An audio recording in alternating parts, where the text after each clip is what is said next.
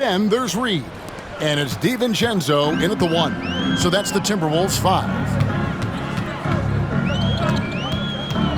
Schroeder against DiVincenzo. Ingles with a screen on Schroeder. DiVincenzo against Schroeder. 4 on the clock. Lets it go from deep. The Warriors pull it in. Jackson Davis has got rebound number 12 here already in the game. And physically, there's no doubt they've been the stronger team. A plus 10 rebound advantage tells you all you need to know. Hield kicks it over to Schroeder. And the layup's good off the glass. Well, credit the screen there, springing him loose for the finish.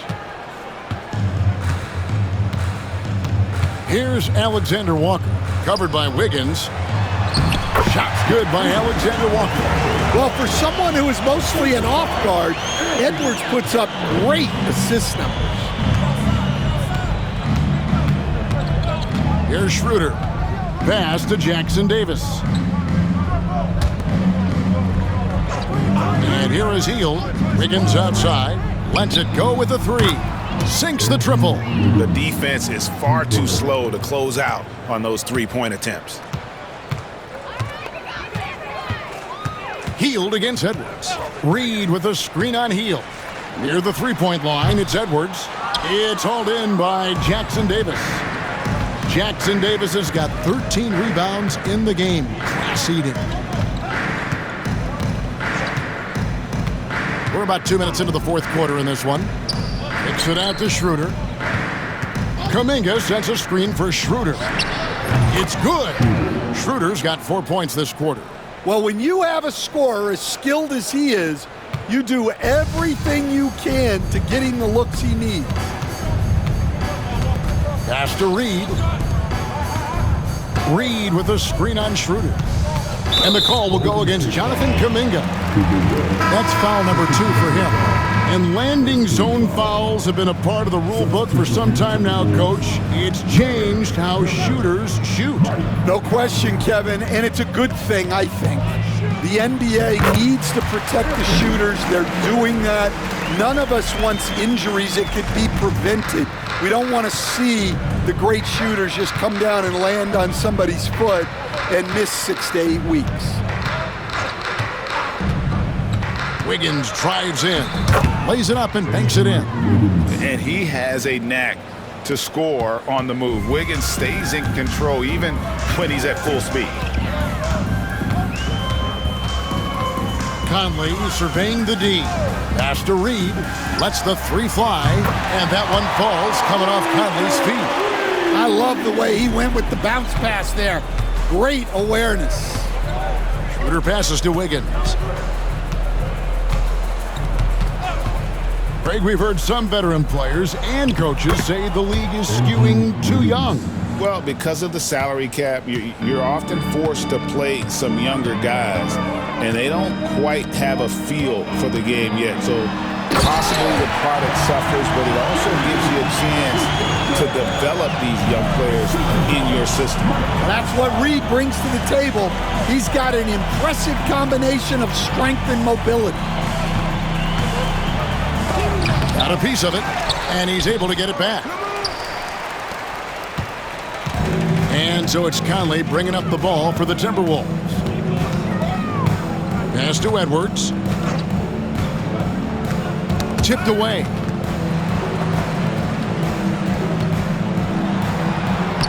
Played in with a nice touch off the glass. Edwards got 9 points here in the second half. Well, when Edwards gets this hot, all an opponent can hope to do is limit the damage.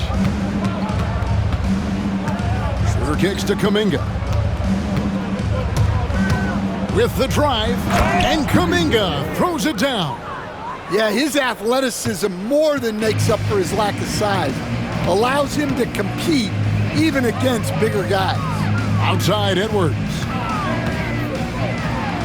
And finished off by Edwards. Man, what a move by Edwards. That was phenomenal. Schroeder with the ball. Pass to Kuminga. And the NBA coach has made sure franchises can't sell their future via draft picks in a trade. What do you think of that? I think it was probably a good idea because, you know, all of us, coaches, maybe even more than GMs, but organizations get to a point that you want to win so badly in the present that you're willing to just sacrifice the future, and that can lead to some very bad teams down the road, and the NBA doesn't want that. And we've seen that. You're right. A lot of examples. And you have to like how they're getting the ball inside this half. They didn't have as much success in the paint earlier, but they're finally getting it done down low. Here's what Minnesota's going with right now. Gobert, he's checked in for Reed. Julius Randle comes in for Miller, and it's McDaniels in for Joe Ingles. That one misses for Kuminga. Minnesota's gone 1 of 2 from three-point range here in the fourth. Conley, the pass to Gobert. Now McDaniels bangs home the trifecta. McDaniels got his first 3 points of the game. And this is something McDaniels continues to work on. Good to see him cash in off the catch. Now here's Schroeder. There's the pick. Here's Kuminga. Oh, yes, he did. 5 up and 5 down for him so far. And Matador defense, that's one of the easiest shots he is ever going to see. An unorganized defense like that is not going to help them close this deficit. And you can see the defense broke down there, allowing him to get all the way to the hoop. Schroeder passes to Hield. So, Stan, I've been wondering about these different approaches. The development system for youth basketball is vastly different in the U.S. than in Europe. Which do you think is best? Well, I think in terms of developing skills, Kevin, we've seen it. The European players of all sizes have very well-rounded games skill-wise. They do a lot of work on a daily basis developing those skills, whereas in the U.S., our young guys play a lot of games in the AAU system. Skill development not as strong, but they do learn to compete on an everyday basis. And as we head to the final buzzer here, a crushing blowout, big-time dominance, and this will go in the record books as a gaudy win for the Warriors. This was a team performing to its fullest capability. A hugely satisfying win, a game that not many will soon forget, and on the other side, one that I think most will try to forget. And for the year now, they'll be tallying their 16th win. And they've put themselves into the driver's seat in regards to the season series with this team. Tonight's win will give them a 2-1 edge with only 1 left to play. And what a tremendous standout performance it was for Stephen Curry. He was doing everything right, and the points came in bunches.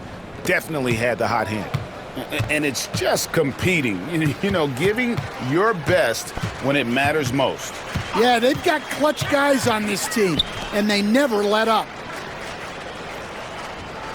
Pass to Conley. Gobert with a screen on Curry. The Timberwolves need to get a shot off here. And finished off by Gobert. Well, the strength of Gobert allows him to finish through contact better than most guys. Curry against Conley. Lets it go. And that one off the back of the rim and in. I tell you, he has some impressive moves in his repertoire. That's as good as it gets, but just one of many. So we see the Warriors taking the game here. This one was over well before the final buzzer. The fans were waiting for something to get excited about, Greg, but they never got it. They sure didn't. I mean, they just rolled to this win. They made it look really easy. What an efficient performance at both ends. And now we'll send it over to David Aldridge, who is standing by courtside. David. Thanks very much. Draymond, one of the cliches of basketball is that the ball finds energy. When teammates are making shots, does that give you more energy? Yeah, it does. When we're in the flow, the ball's just moving around. It allows me to play make, and then I just try to find an open gap and take the shots where they are. Man, it was really flowing tonight, man. Congrats on the win. Back to you. Thank you, David. And that'll do it, folks. So, for Stan Van Gundy, Greg Anthony, and David Aldridge, this is Kevin Harlan. Thank you for watching the NBA, presented by 2K Sports. And now, our player of the game, Stephen Curry.